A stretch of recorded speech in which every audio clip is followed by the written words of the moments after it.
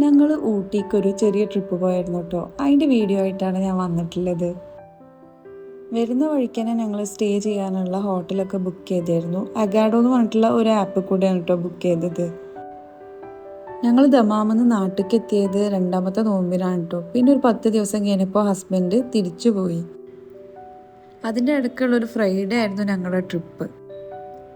ജുമ ഒക്കെ കഴിഞ്ഞ ടൈമിൽ ഞങ്ങൾ വീട്ടിൽ നിന്ന് ഇറങ്ങിയിട്ട് ഒരു 6 മണിയൊക്കെ ആകുമ്പോഴത്തേന് ഈ ഒരു ഹോട്ടലിൽ ഞങ്ങൾ എത്തിയിട്ടു. വിൻസർ ഹൈറ്റ്സ് എന്നാണ് ഹോട്ടലിൻ്റെ പേര്. 6:30 ആയിരുന്നു അന്ന് ബാങ്ക്. അപ്പം ഞങ്ങൾ ഫുഡൊക്കെ കയ്യിൽ വെച്ചായിരുന്നു. പിന്നെ നമ്മൾ വരുന്ന ടൈമിൽ വെള്ളമൊന്നും കൈ പിടിക്കാൻ പാടില്ല എന്നൊക്കെ ഉണ്ട് കേട്ടോ.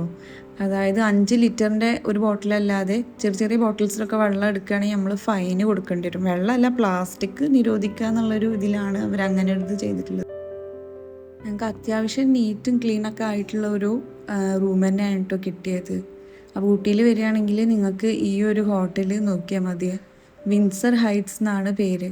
അപ്പോൾ ഇതിൽ കൂടെ വ്യൂ ഒക്കെ ഉണ്ട് കേട്ടോ. ഞങ്ങൾക്ക് ഇങ്ങനെ ഒരു വിൻഡോ ഒന്നും ഇല്ലാത്ത റൂം കിട്ടുമെന്നൊരു പേടിയുണ്ടായിരുന്നു ഓൺലൈനായിട്ട് ബുക്ക് ചെയ്യുമ്പോൾ. പക്ഷേ വിൻഡോ ഉള്ള റൂംസ് തന്നെയാണ് ഇവർ കൊടുക്കുന്നത് എല്ലാവർക്കും.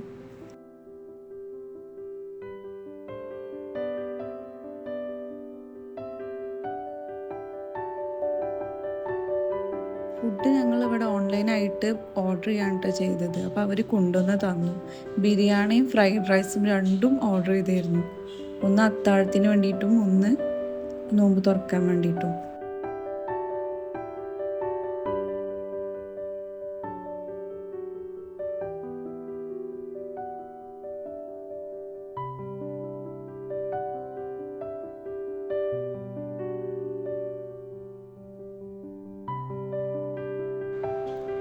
അന്ന് അവിടെ എത്തിയ ദിവസം ഞങ്ങൾ എങ്ങോട്ടും പോയിട്ടുണ്ടായിരുന്നില്ല. അപ്പോൾ പിറ്റേ ദിവസം രാവിലെ മർബൂസിന് ഫുഡ് കഴിക്കാൻ വേണ്ടി പോവുകയാണ് കേട്ടോ. ഇവിടെ ഒരു റെസ്റ്റോറൻറ്റ് അവരുടെ തന്നെ ഉണ്ട്. അപ്പോൾ അതിൽ 150 രൂപ നമ്മൾ പേ ചെയ്താൽ നമുക്ക് അൺലിമിറ്റഡ് ആയിട്ട് ഫുഡ് കഴിക്കാം എന്നാണ് കേട്ടോ. നോമ്പായതുകൊണ്ട് ഞങ്ങൾക്കത് മിസ് ചെയ്തു. മർവമോൾക്ക് ഇഡ്ഡലി സാമ്പാറാണ് കേട്ടോ. മർവമോൾക്ക് ഫുഡൊക്കെ കൊടുത്തതിന് ശേഷം ഞങ്ങൾ ഇവിടുന്ന് ചെക്കൗട്ട് ചെയ്ത് പോവുകട്ടോ ചെയ്തത്. അപ്പോൾ ഇത് നല്ലൊരു ഹോട്ടലാണ് കേട്ടോ. നിങ്ങൾ ഊട്ടിയിൽ വരുന്നുണ്ടെങ്കിൽ ഇവിടെ സ്റ്റേ ചെയ്യുകയാണെങ്കിൽ എല്ലാ ഫെസിലിറ്റീസും ഉണ്ട്.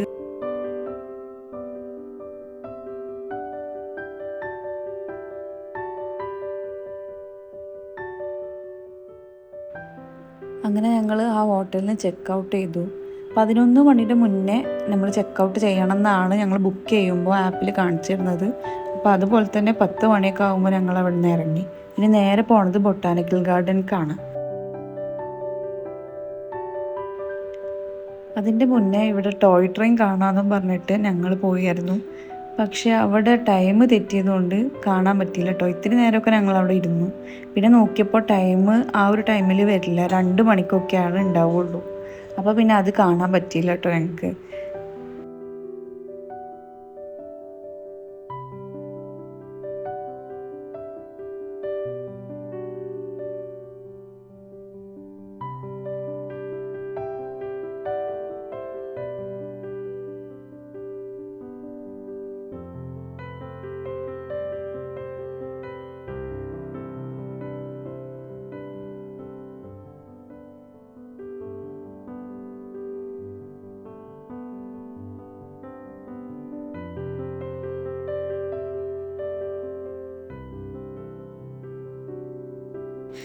ഈ ഗാർഡനിൽ എൻട്രി ഫീ വരുന്നത് 100 രൂപയാണ് കേട്ടോ.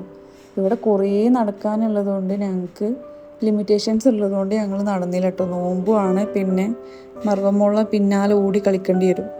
അതുകൊണ്ട് ഞങ്ങൾ കുറച്ച് നടന്ന് പിന്നെ ഒരു ഫാമിലി ഫോട്ടോ എടുക്കാൻ വേണ്ടി നിന്നു കേട്ടോ. പക്ഷേ ഫസ്റ്റ് ഞങ്ങൾ എടുത്ത ഫോട്ടോ തീരെ ക്ലാരിറ്റി ഇല്ലാത്തതുകൊണ്ട് പിന്നെ വേറൊരു ഫോട്ടോഗ്രാഫറാണ് ഞങ്ങൾക്ക് നല്ലൊരു പിക്ക് എടുത്തു തന്നത്. എന്നിട്ട് അവർ പ്രിൻ്റ് ചെയ്ത് തരും കേട്ടോ. ഇതാണ് ഞങ്ങൾ ആദ്യം എടുത്ത ഫോട്ടോ. അതത്ര ക്ലാരിറ്റി ഉണ്ടായിരുന്നില്ല. പിന്നെ എടുത്ത് തന്ന ആ ചേട്ടൻ മർവമോളെ ഫോട്ടോ എടുത്ത് തന്നു. ഞങ്ങളൊന്നും ഫോട്ടോ എടുക്കാൻ വിളിച്ചാൽ അവൾ വരികയേ ചെയ്യില്ല കേട്ടോ. ഇപ്പം ഞങ്ങൾ ഫാമിലി ഫോട്ടോ എടുക്കുന്നത് കണ്ടപ്പോൾ അവൾക്ക് മനസ്സിലായി ഇങ്ങനൊരു സംഭവം ഉണ്ടെന്ന്. അപ്പം ഇങ്ങനെ പോസ് ചെയ്ത് കൊടുക്കുകയാണ്.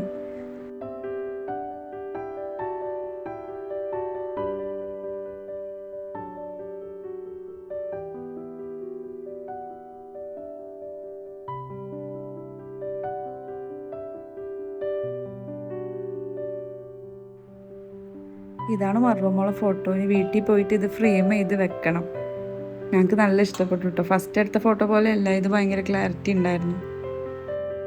അപ്പോൾ ഗാർഡനിൽ കുറേ നടക്കാനുണ്ട് എന്ന് മനസ്സിലായപ്പോൾ ഞങ്ങൾ പിന്നെ ഇറങ്ങിയിട്ടോ അവിടുന്ന്. പിന്നെ ഞങ്ങളൊരു മ്യൂസിയത്തേക്കാണ് പോയത്. പക്ഷേ അവിടെ വീഡിയോ എടുക്കൽ അലൗഡ് അല്ലായിരുന്നു. നമ്മളതിൻ്റെ അകത്ത് കയറി വീഡിയോ ഫോട്ടോ ഒക്കെ എടുക്കുകയാണെങ്കിൽ അത് ഓട്ടോമാറ്റിക്കായിട്ട് ഡിറ്റക്റ്റ് ചെയ്തിട്ട് ഫൈൻ അടക്കേണ്ടി വരും എന്ന് അവർ പറഞ്ഞായിരുന്നു കേട്ടോ. പിന്നെ ഞങ്ങൾ നേരെ വീട്ടിലേക്ക് തിരിക്കുക ചെയ്തത്. അപ്പോൾ പോണ വഴിക്ക് ഒരു ചോക്ലേറ്റ് ഫാക്ടറി കണ്ടപ്പോൾ അവിടെ ഒന്ന് കയറി. ഇവിടെ ഈ ചോക്ലേറ്റ്സിനെ പറ്റിയിട്ടുള്ള എല്ലാ കാര്യങ്ങളും എഴുതി വെച്ചിട്ടുണ്ട് കേട്ടോ, ഇതിൻ്റെ സയൻസും എല്ലാം. അപ്പോൾ ഈ കാണുന്നത് കൊക്കോപ്പഴമാണ് കേട്ടോ.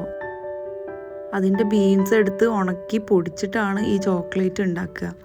അപ്പോൾ എല്ലാം ഇതിൽ എഴുതി വെച്ചിട്ടുണ്ട്. ഞങ്ങളുടെ വീട്ടിലുണ്ട് ചോക്ലേറ്റിൻ്റെ എന്നല്ല പറയുക, കൊക്കോപ്പഴം എന്നല്ല ഇതിന് പറയുക, അങ്ങനെ തന്നെ പറയാൻ തോന്നുന്നുണ്ട്. അപ്പോൾ ഇത് കണ്ടോ, ഇതിൻ്റെ ഹിസ്റ്ററിക്കലായിട്ടുള്ള കാര്യങ്ങളാണ് തോന്നുന്നുണ്ട് കേട്ടോ ഡ്രസ്സിലൊക്കെ അറ്റാച്ച് ചെയ്തിട്ടുള്ളത്. ഞങ്ങൾ ഇവിടുന്ന് ടീ പൗഡർ മാത്രമേ വാങ്ങിയിട്ടുണ്ടായിരുന്നുള്ളൂ, ചോക്ലേറ്റ്സ് ഒന്നും വാങ്ങിയില്ല. ചോക്ലേറ്റ് ഉണ്ടാക്കുന്നത് കാണാൻ പറ്റുമെന്ന് വിചാരിച്ചിട്ടാണ് ഞങ്ങൾ കയറിയത്. പക്ഷേ അതിൻ്റെ മെഷീൻസൊക്കെ ഓഫ് ചെയ്തിട്ടാണ് വെച്ചിട്ടുണ്ടായിരുന്നത്. ചിലപ്പോൾ അതിനൊരു പെർട്ടിക്കുലർ ടൈമൊക്കെ ഉണ്ടാവുമായിരിക്കും ഇത് വർക്ക് ചെയ്യിപ്പിക്കാനൊക്കെ. കണ്ടോ, ഇതാണ് കേട്ടോ ചോക്ലേറ്റ് ഉണ്ടാക്കുന്ന ആ ഒരു മെഷീൻസൊക്കെ.